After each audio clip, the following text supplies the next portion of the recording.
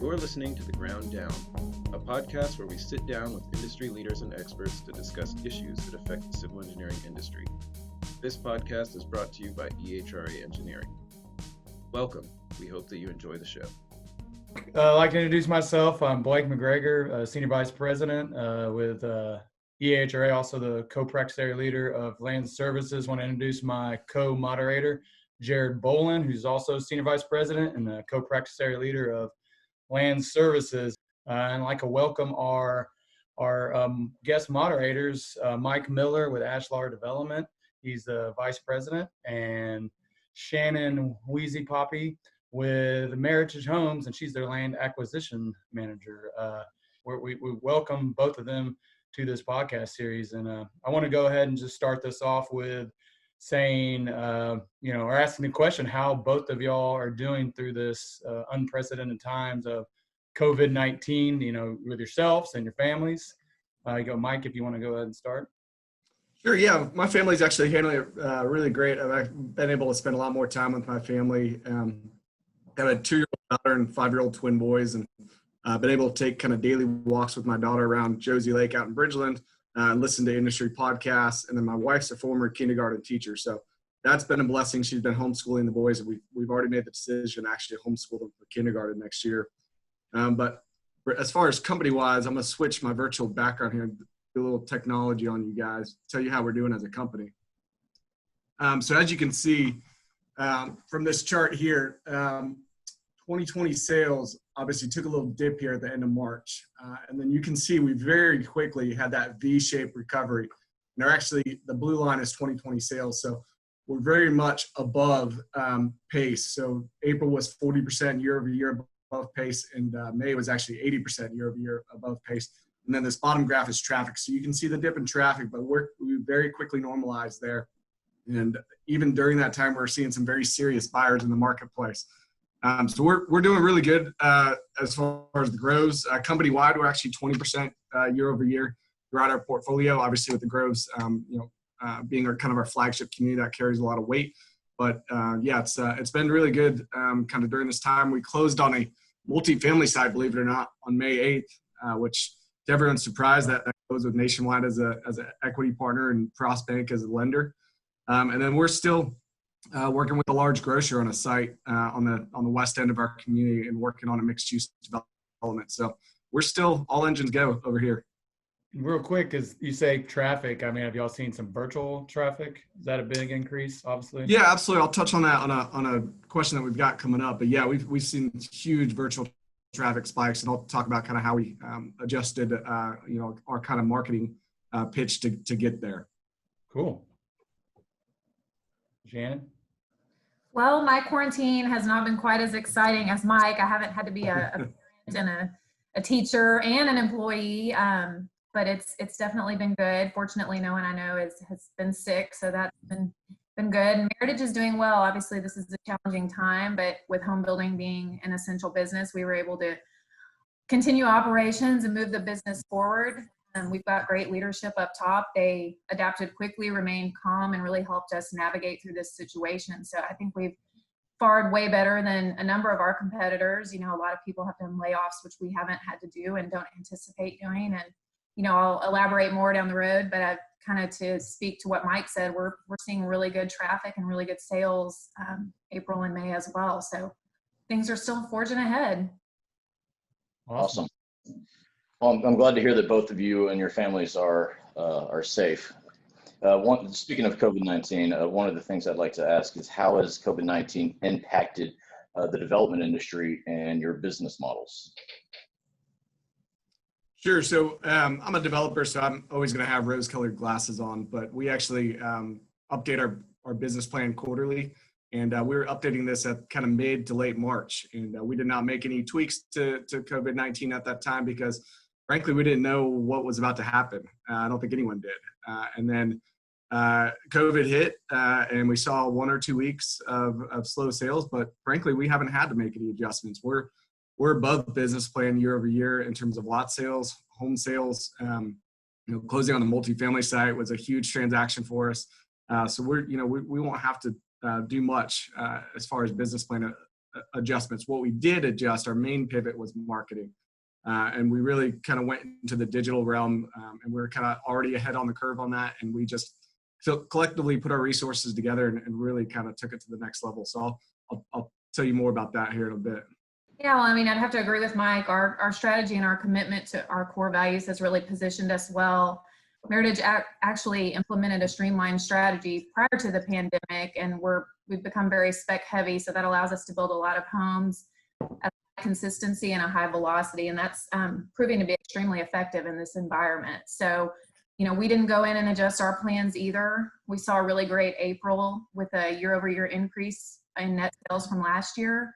May is on pace to be the same. We're projecting 100 sales this month. So, I mean, we anticipated a large impact to our plan. We're not really seeing that to the extreme that we thought would be. So sales are strong, and we're going to keep forging ahead. We haven't adjusted our plan either at this time. Excellent. That's good to hear. So, you know, with this whole stay-at-home order that we had, you know, in Harris County, governor had it for a little shorter period of time.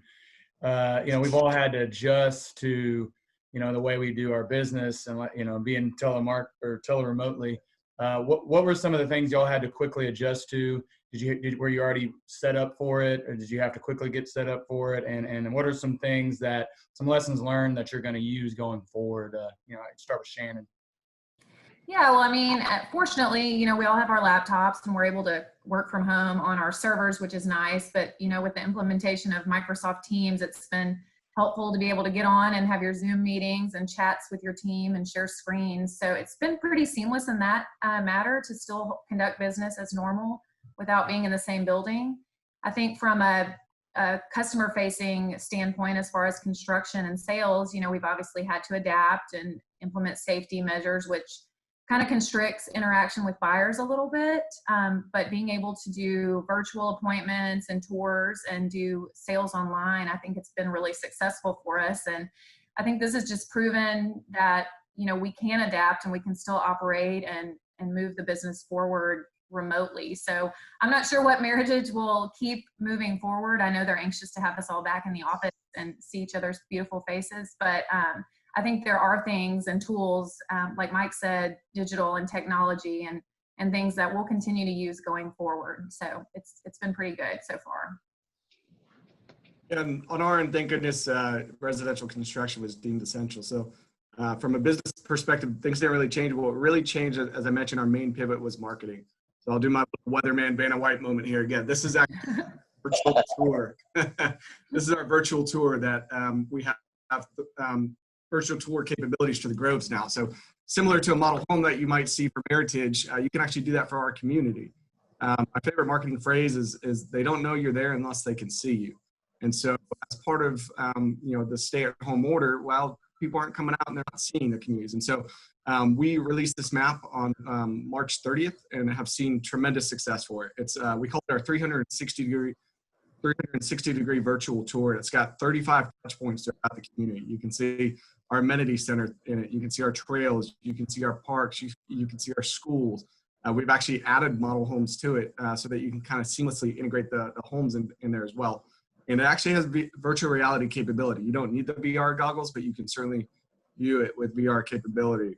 And the week we released that, we saw a 3,000% spike on our community map page and a 1,200% spike on our Meet the Builders page. Wow. About this time, we've seen a 220% increase in unique visitors. What that means is first-time visitors to the Grove's website. So that's obviously been tremendously successful on our end in getting sales through that. But we've also morphed this into digital display ads, into social media ads, into email campaigns, et cetera. So all of the facets of marketing, even billboards, all of our facets are now leading you to this virtual tour. So that's been great. Another aspect that we offer the Groves that's unique is our lifestyle program. Well, how do you have a lifestyle program if you can't host events? So that's been interesting shift as well. We basically turned that into virtual lifestyle. We have scavenger hunts. We had an Easter car parade. We had the front porch projects where we paid to have a photographer take all of our residents' photos on their front porch and kind of give that to them as a free service.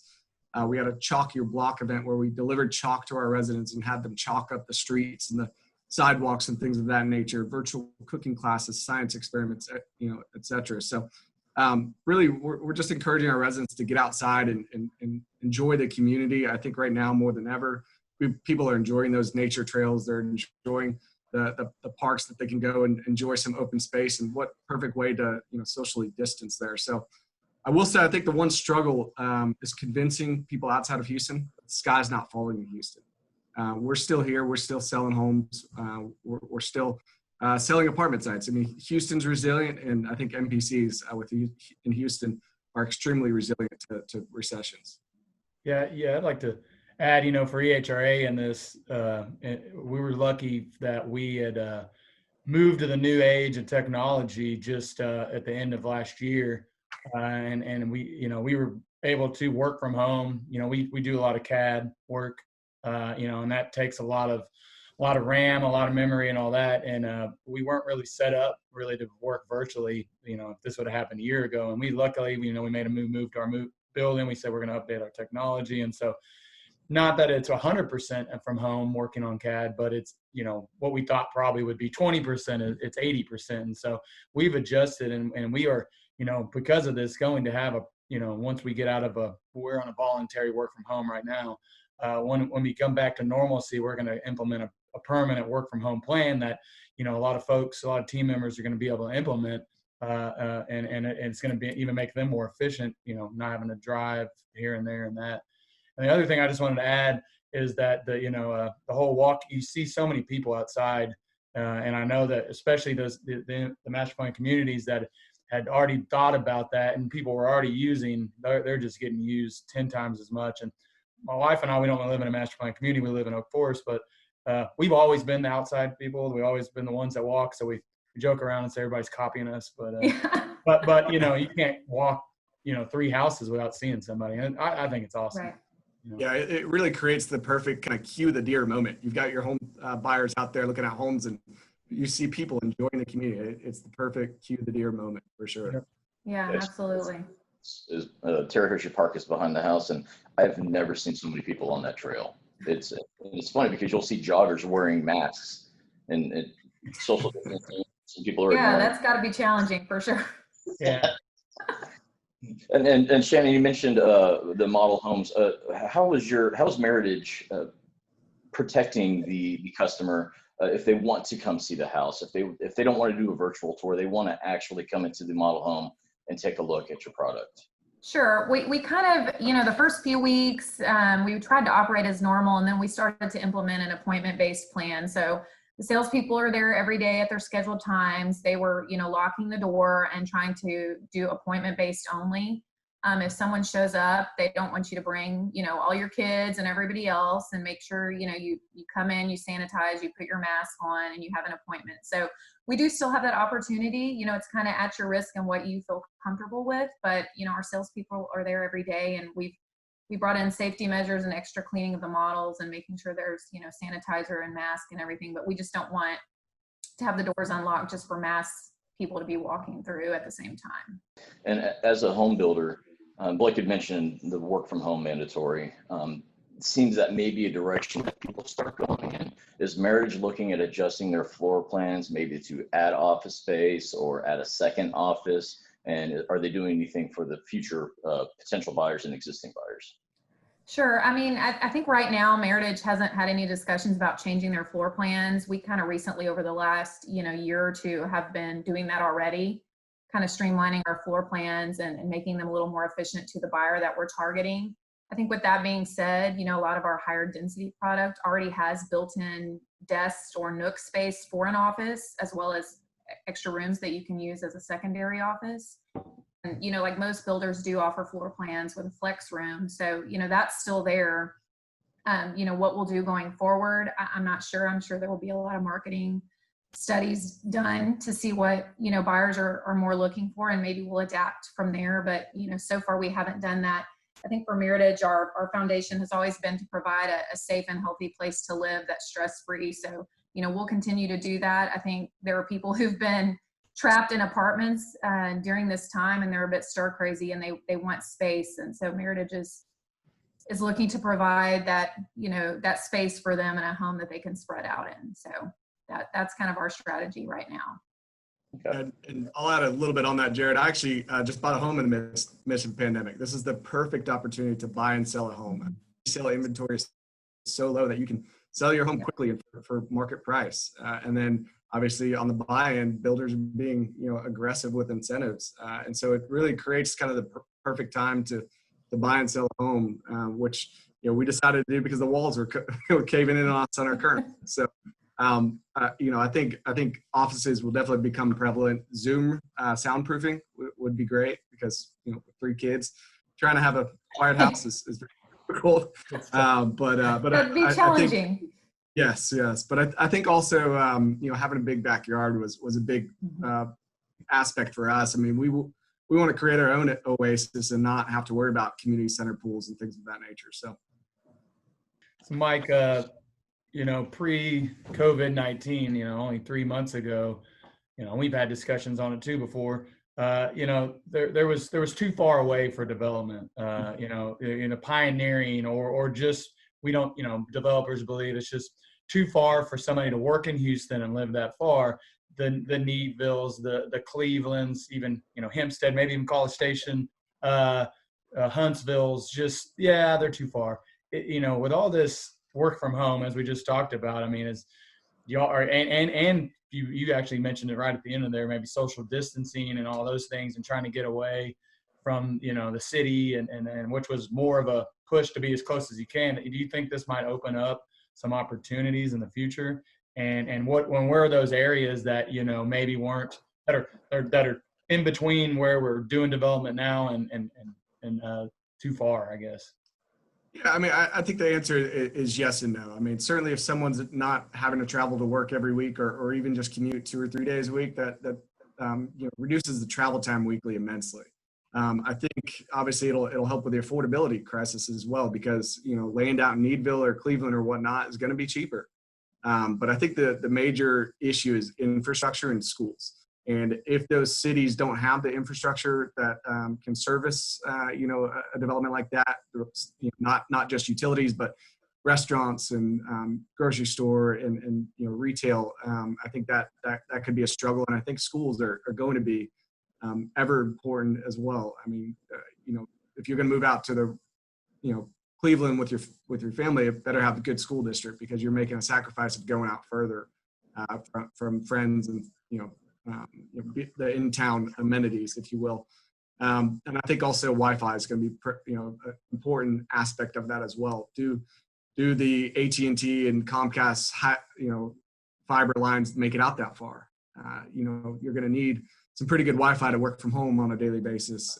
So I think the answer is kind of yes and no on that. But I think that the answer is kind of follow the infrastructure and follow the availability of that infrastructure. And again, when I say infrastructure, it's not just utilities. It's the surrounding area. It's the surrounding retail, restaurants, grocery stores, etc. Yeah, I guess because even if you want to social distance, you do want to go get to-go food, and there's not only a Dairy Queen and McDonald's. Won't be a lot of options. Yeah, and I think those cities may not have had a developer come in. So if they offer open arms and are willing to work with home builders and developers, and the school districts are willing to guarantee that an elementary school gets within the master plan community, I think that may make it a little more enticing to go further and further out too. Let's not talk about COVID-19. It's depressing. So let's talk about something else. Agreed. We'll go to something else depressing. Oil and gas. How has oil and gas downturn affected your models and your industry, and how do you see it in the next 6 months affecting the industry? I mean, I think what's happening in oil and gas is certainly concerning to all of us. It's a huge employment base. Also, Texas is a very attractive place to be. I mean, we have a lot of other things besides oil and gas. We have technology, healthcare, manufacturing, the ship channel. We're very business friendly, so I think that's attractive to a lot of relocations from California, New York, places like that. So I think while oil and gas is going to have an impact on some things here, supply has been low for a very long time, and coupled with interest rates being at an all-time low, I think Mike and I have both alluded to, sales are still very strong right now. And, who knows what the future will hold or the next 6 months as far as more job loss. But I think there's a lot of other things that Houston and Texas has to offer that can help us be sustainable through that and still sell more homes. I'm not an expert on oil and gas, but Bill Gilmer is, and listened to his podcast the other day, and he really hit it home. And I think the national media and even local media are kind of missing this. Houston had our 1980s moment back in 2015 and 16. We lost almost 80,000 jobs at that point. We've only recovered 25% of those jobs. So that speculative excess to kind of wring out has already been wrung out. The industry was going lean into this downturn for oil. So I think we maybe haven't seen all the dominoes fall, but I think we're not going to see that huge 1980s moment that outside of Houston people are thinking it's going to happen. New wells most likely won't be drilled for a little while, but existing wells they could still be profitable, even at $20-$30 a barrel right now. So I think a recovery for the oil and gas business is going to happen sooner than later, and coupled with low interest rates and good sales data. I mean, buckle up, we could be in for a fun ride, but I think we will see some short-term, kind of disabilities to the industry, such as higher price points kind of being impaired somewhat for a little while, and then market sensitivity. That Katy area and Port of Houston area may see a little bit of slowdown, but I think we're primed for oil and gas to come back pretty strong. Okay, and you mentioned earlier about the families in apartments that they want to get out. They want to be able to get out of the tin can that they're in. Do you think that timing with the unemployment and the oil and gas going on has just kind of helped the industry to where it didn't see an impact due to oil and gas, or didn't play a role? I think it definitely played a role. I mean, when you lose oil and gas jobs, those are the higher paying jobs that are the ones that are buying homes, especially homes at the higher price point range. But I think, the employment data for Houston shows mainly that, the leisure and hospitality and some government and a little bit of support medical office is the ones that are primarily impacted. I'm not sure those are the home buyers. They are certainly at the maybe really affordable price ranges, but for the most part, I think the Houston buyer pool that is able to buy a home is actually pretty stable in their job. And I'd like to add, you were talking about earlier, even in 15, 16, it wasn't like our 80s. It was a blip, and it did hurt, but it wasn't.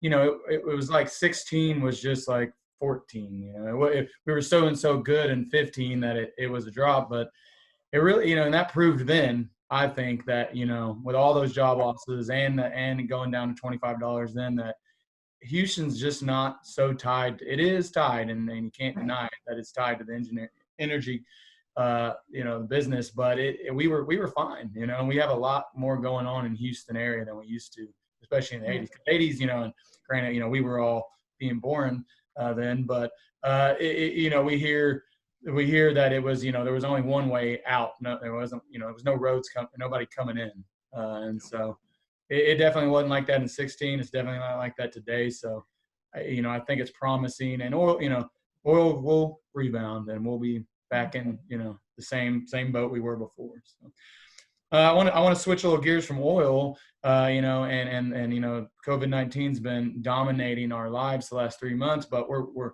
coming into let's say the time frame of the year where hurricanes can dominate our lives. So, every summer we start thinking about it, but specifically I want to ask, Mike, a question about, with Hurricane Harvey happening, we're 3 years ago, what has it changed the way y'all do business, be it, how you get land, or, what projects you're going to do, specifically, like, perfect example, there's a lot of developers out there requiring drainage studies to be completed and approved before buying a property. And, it used to be where engineers like us do some preliminary engineering and tell you you're going to get this many acreages of developer acreage, and that's all you needed.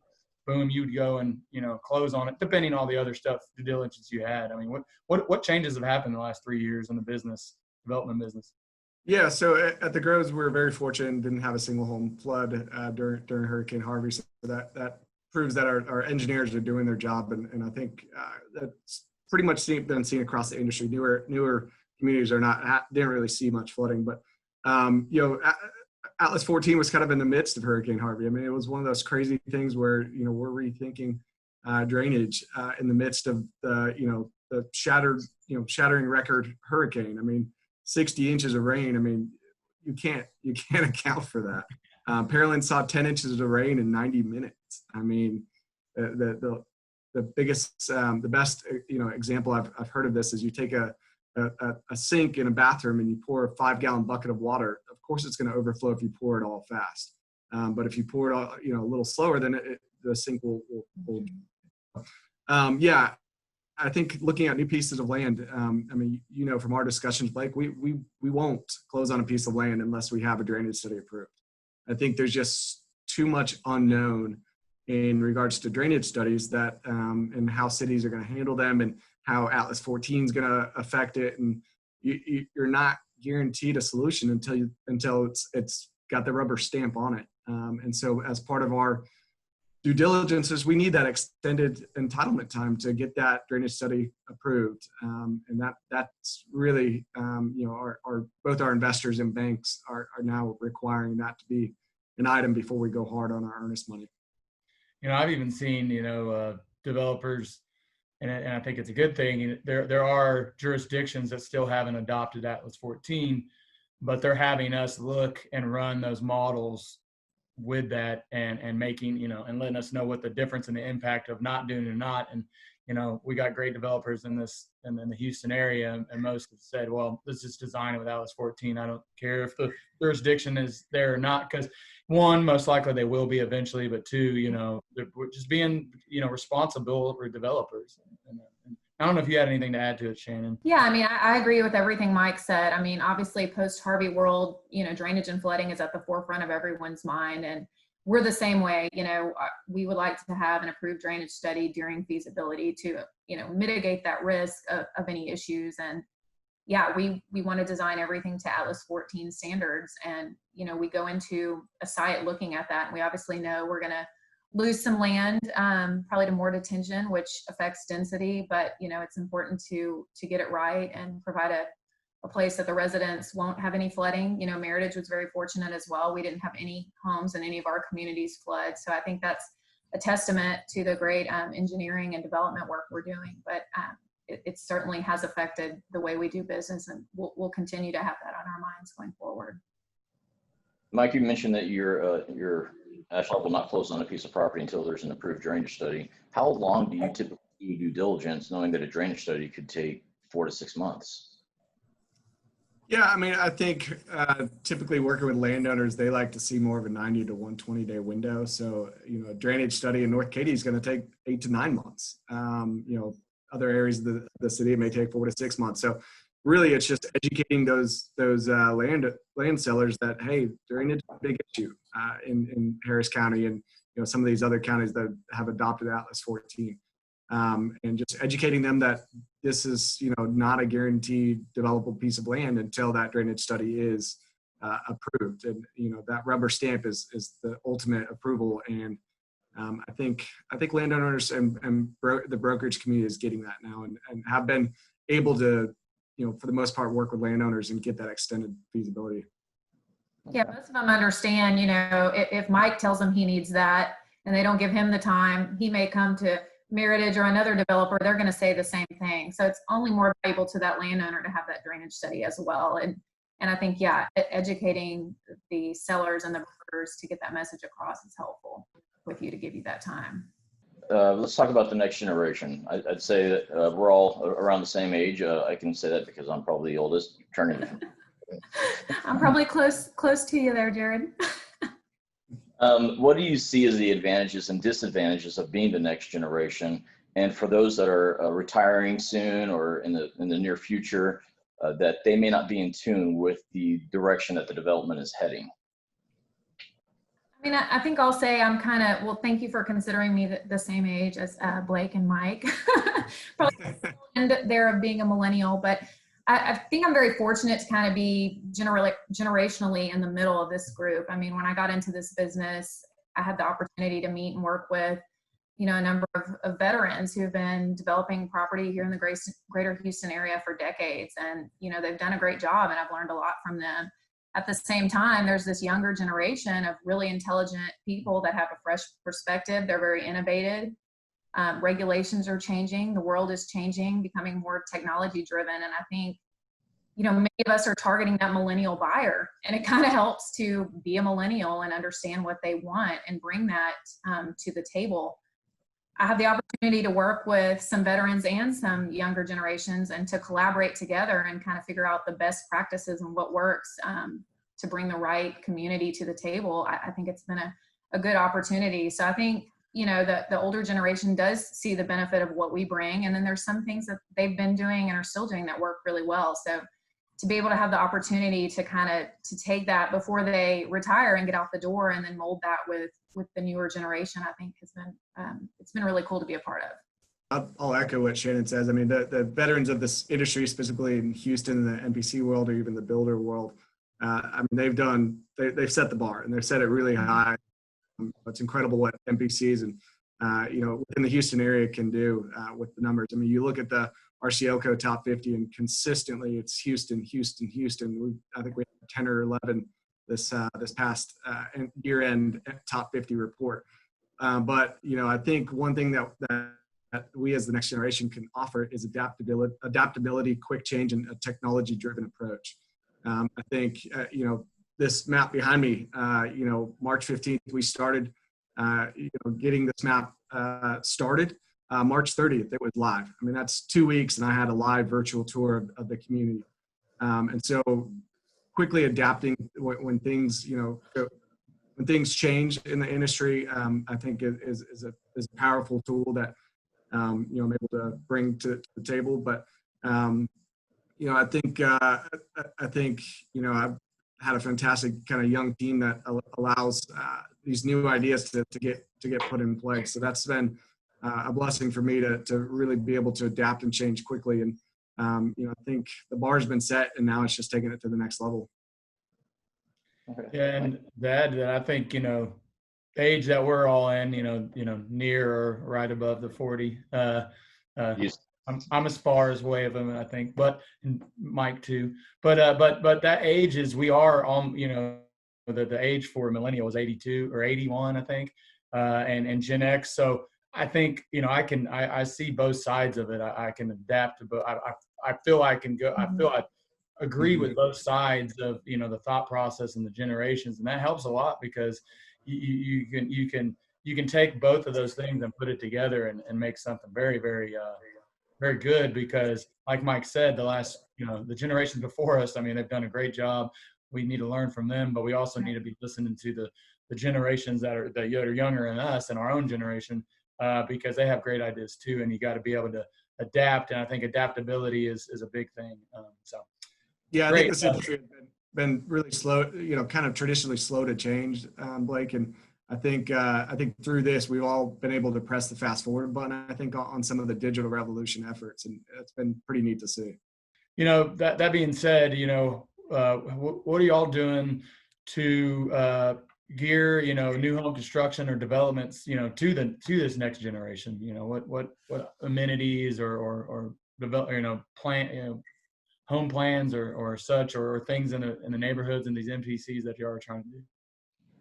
Yeah, I think for the grows, we're kind of already ahead of the curve on this, and our biggest mantra is get outside and experience life in the woods. And so I think in today's world, people want to get outside of their home. They want to enjoy the community and enjoy the trails, like you guys have alluded to, enjoy the open space in the parks and things of that nature. So we will continue to implement a lot of those aspects, but also, I think that the newer generation buyer, but even if you look at the stats, even the older buyers are starting their process online. They're doing the research before they come out to the community. So hitting them through these digital avenues, making sure your website, you can literally view the website and understand exactly what the community is all about is really important.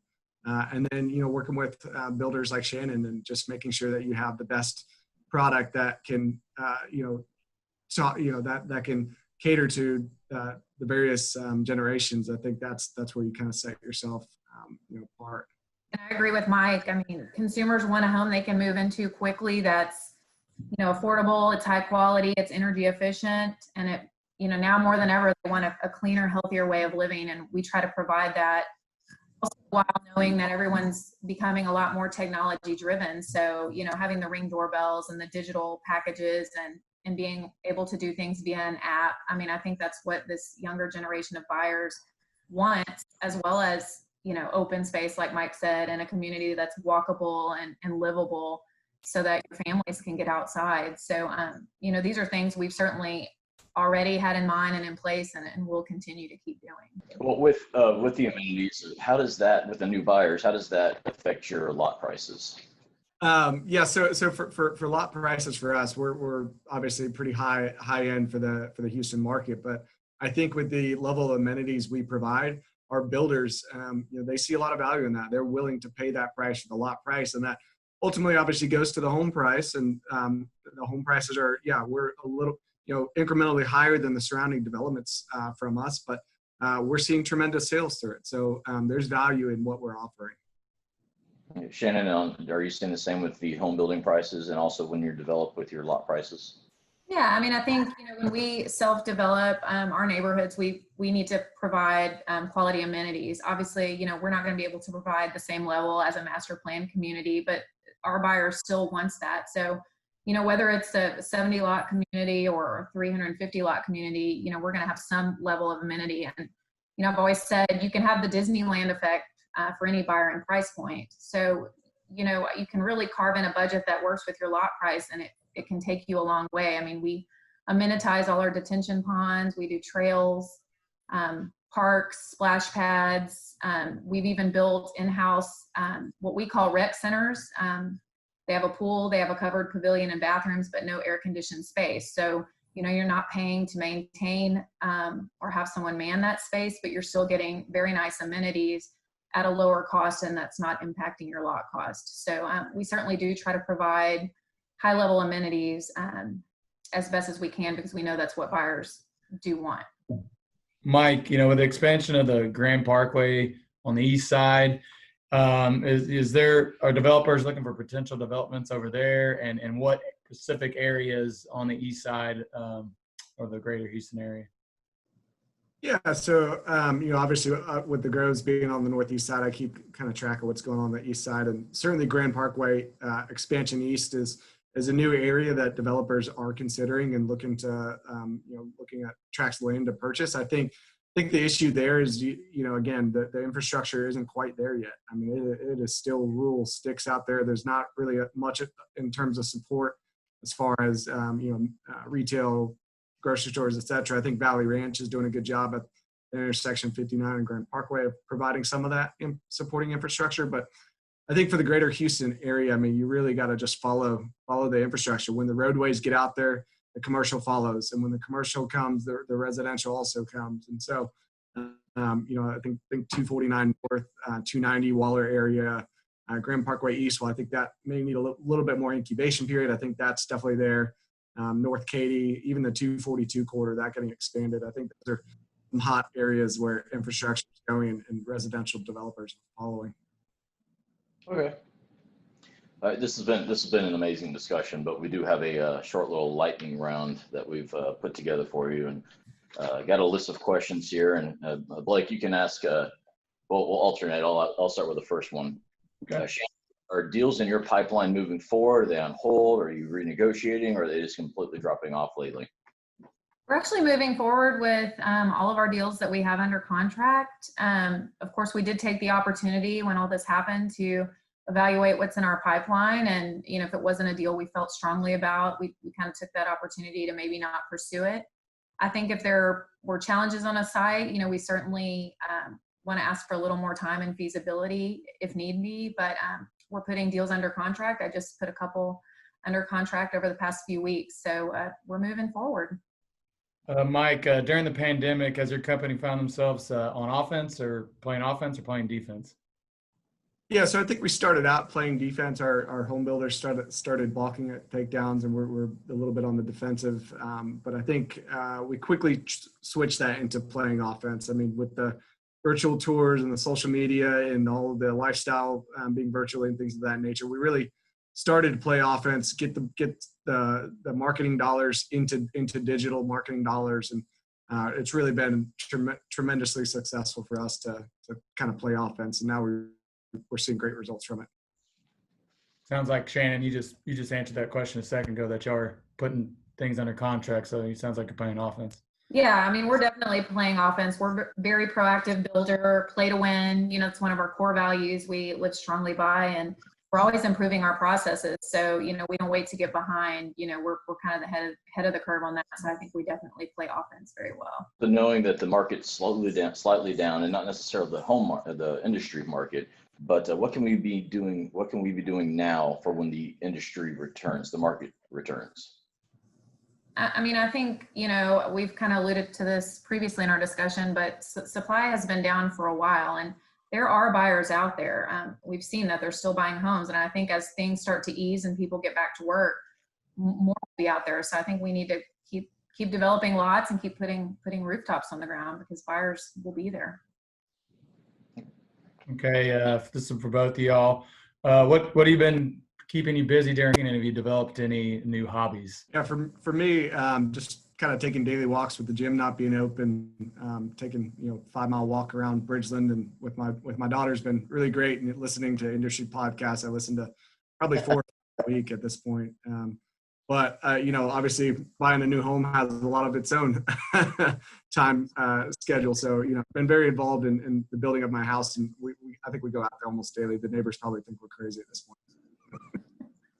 Yeah, I mean, I think I would say it's a recycled hobby, but I have gotten back into running. I used to be a distance runner, and I got burnt out from it, and the gym's been closed, and I've been trapped in my house. So I started getting out in the neighborhoods and running, and it was very therapeutic, and I enjoyed it more than I thought. So now I'm out every day logging several miles, and it's been really nice. So yeah, that, and yeah, getting into podcasts, which some things I've been listening to that have been really good that I hadn't really done before. So I would say those are the hobbies I've been hanging on to during this time. Yeah, I've been for about an hour and a half. I take the 2 boys, put them in the stroller, and go run. And I've never been a runner. I go farther and farther, and it's been real enjoyable. And then the last month, my wife started joining me, and she hates running.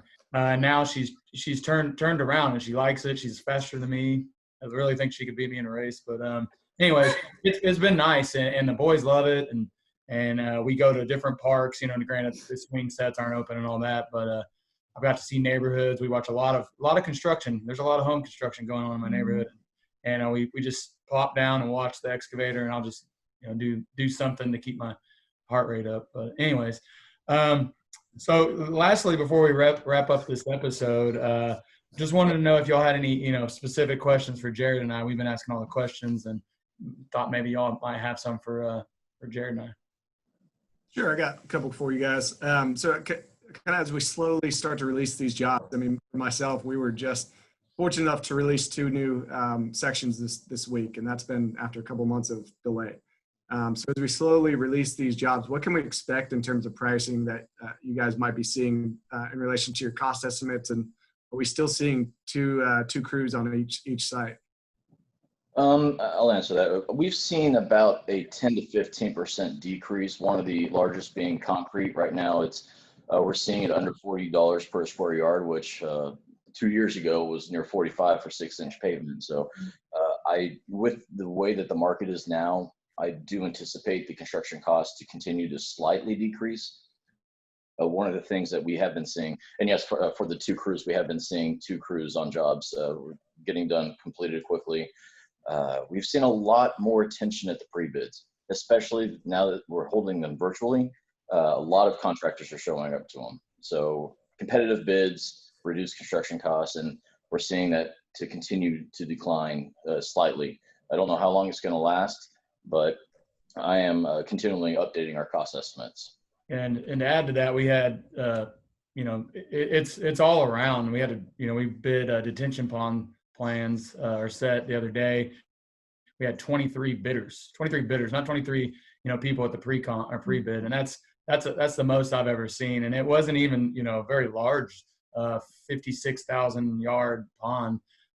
So there is a lot of traffic, some we've seen as high as 20% on some stuff, 10, so, around 10 to 15%. But we are being cautious when we put our new cost estimates out, because we do believe, towards the end of the year that you will see normalcy, come back. But we've been telling our clients and partners that, I would say you're probably going to get this for, at least 6 months. It's a safe bet. Anything after that, I would just keep the prices we had before. And if you can make your deals work, or if you're changing your model that you already have, I wouldn't change it, past this end of this year. All our work now so we can get good prices. Yes. So in talking about that a little bit further, we may be operating at a 20-mile-an-hour moment right now, but we're about to all ramp up to 100 miles an hour in 3.5 seconds here. So obviously with that, some contractors have kind of went to the wayside. We're really seeing a true V recovery in housing. Purchase mortgage index is actually up year over year on housing, believe it or not, 9% year over year with new purchase, new mortgages. So obviously, by ramping up from 20 to 100 miles an hour, there is a little bit of concern of, maybe contractors beginning to become inundated, prices maybe going up, and delays on getting jobs going potentially here in the next, call it 3 to 6 months. How do we avoid this problem? Well, y'all just need to release more sections.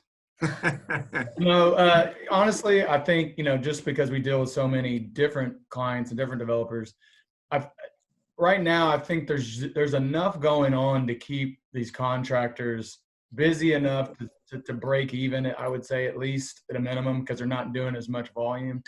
And I've talked to some of them, and they're able to keep busy.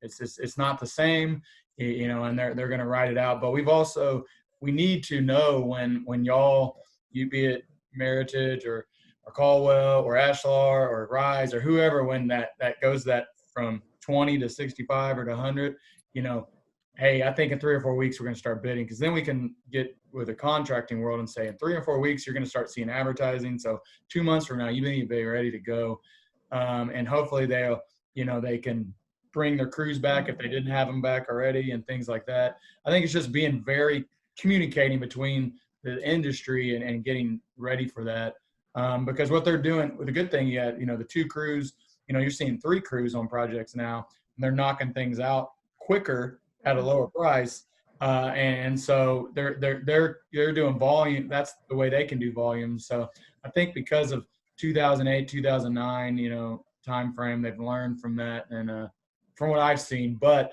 if we don't communicate it and don't let them know, and then suddenly, boom, we go from, we're bidding, 1 a week to 5 a week, and that's every engineering firm's doing that, it's going to be a problem, and it's going to ramp up quick, and then we're going to have delays. But I think for what you are doing and what Meritage is doing, Rise, Caldwell, D.R. Horton, they're not going at 100 miles an hour, but they're still bidding stuff, and that's going to help. In 2009, it stopped, done. Some of the master plan communities continue to do at the pace we're doing, but every other, a small, I compare like a Caldwell to Meritage. The Meritage has stopped. The Sam Yeager stopped. A lot of the not as high, like the D.R. Hortons that do 2,000 or 3,000 even stopped.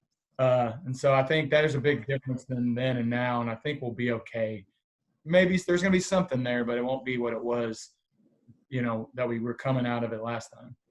One thing to add to that, when Blake mentioned that sometimes they're even getting 3 crews on the site, you're going to have some contractors that cannot utilize the crews because they don't have the work, because a lot of the development has been on pause for a little bit.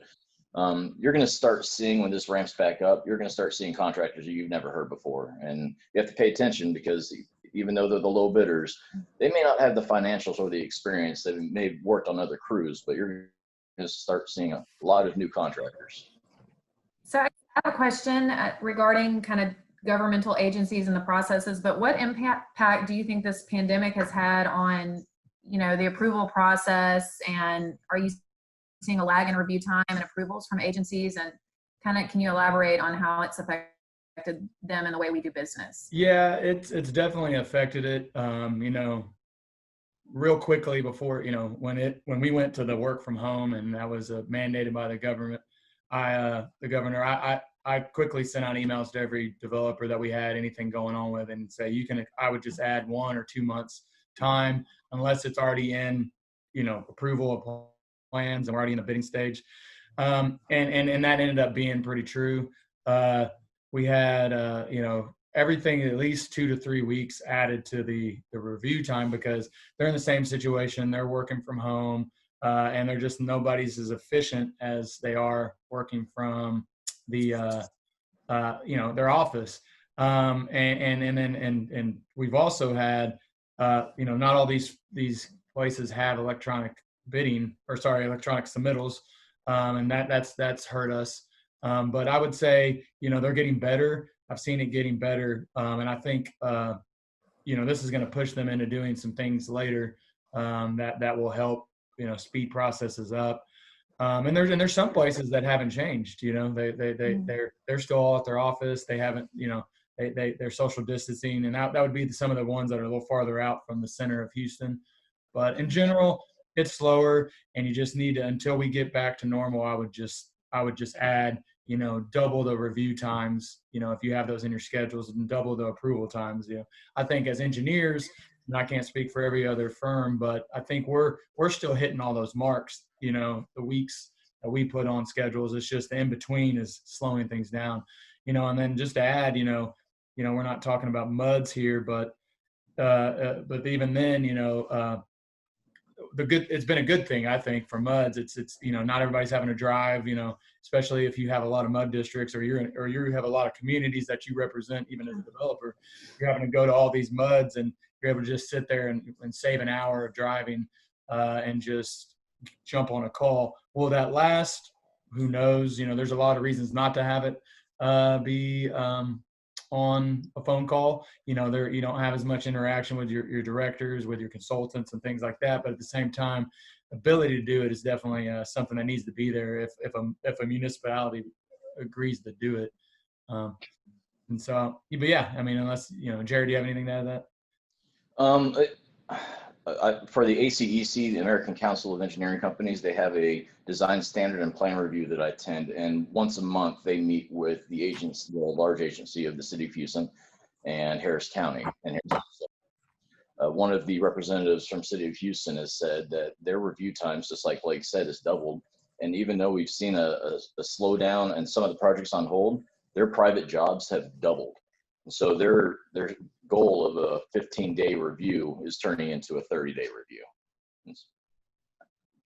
And I guess kind of to elaborate on that, obviously some of the larger jurisdictions already had, online permitting and submittals and things like that.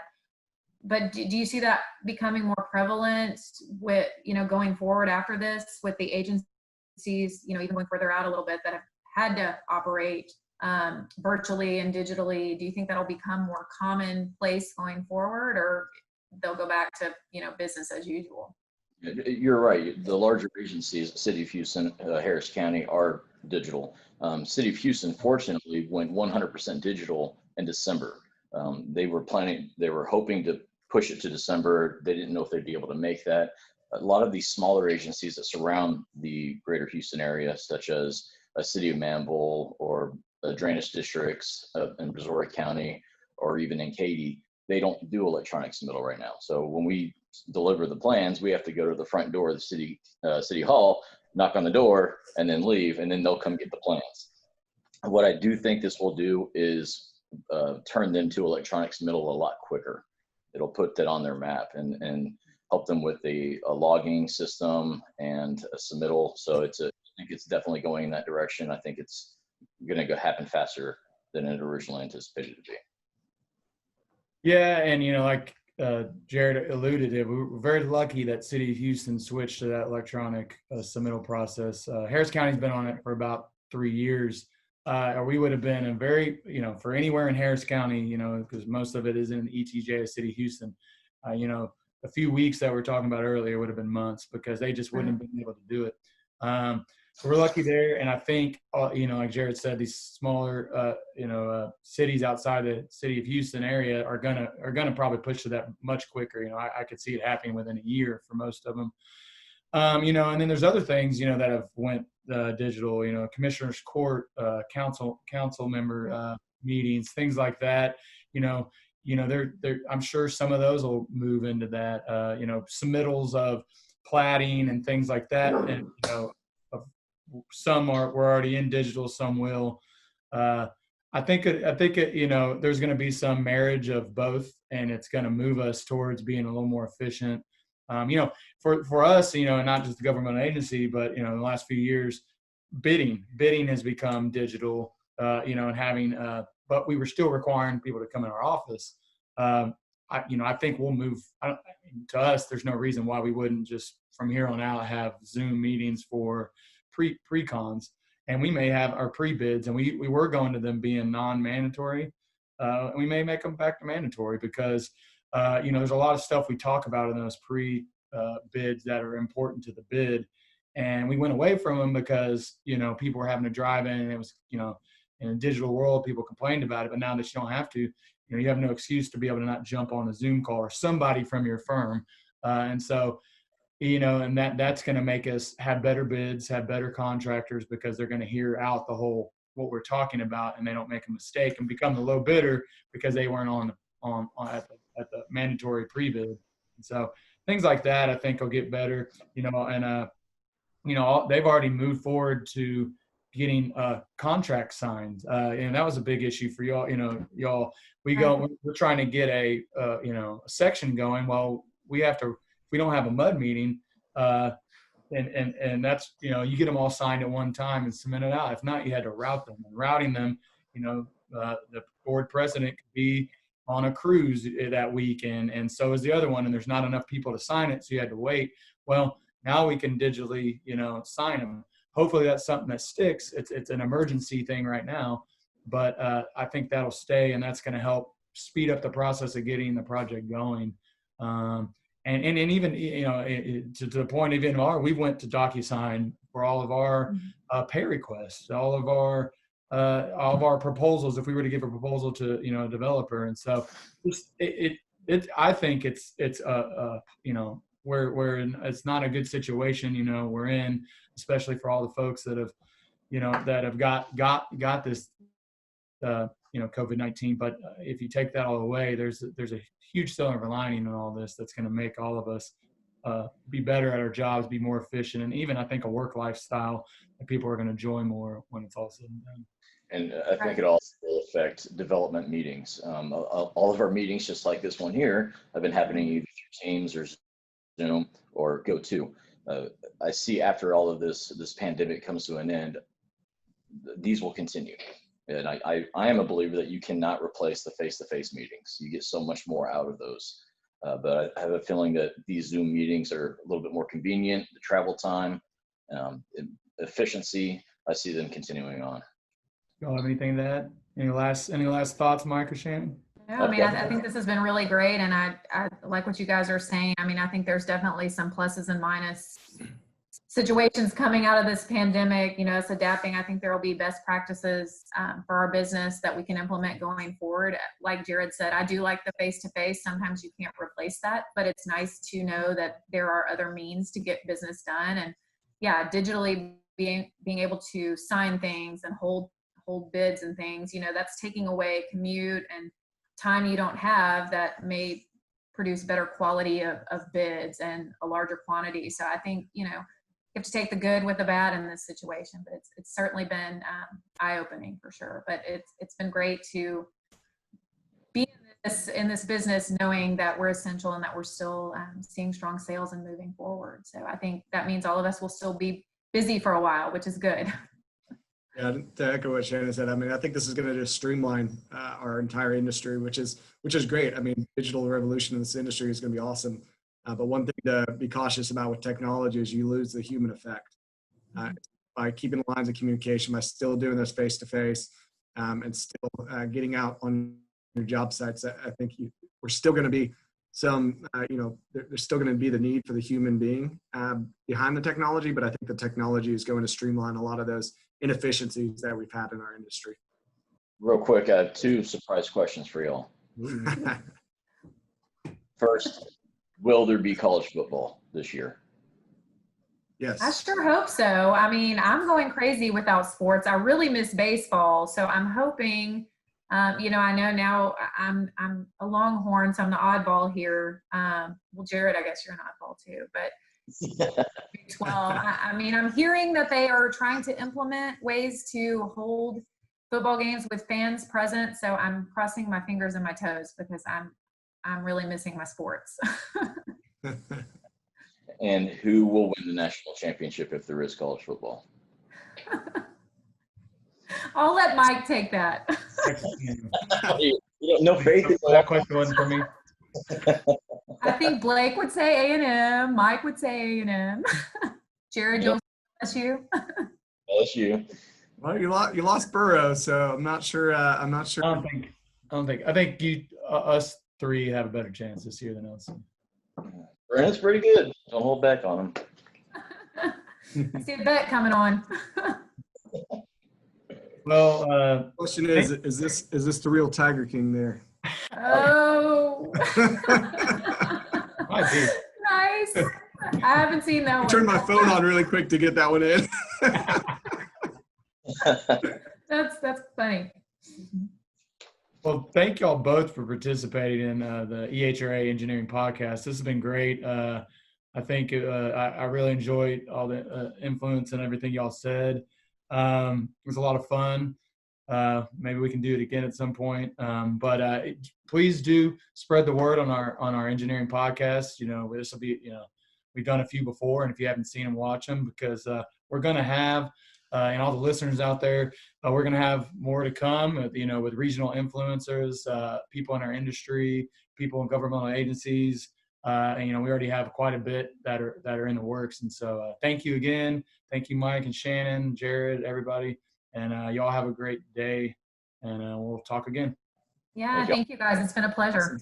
Thanks for having us, guys. We hope that you have enjoyed today's episode.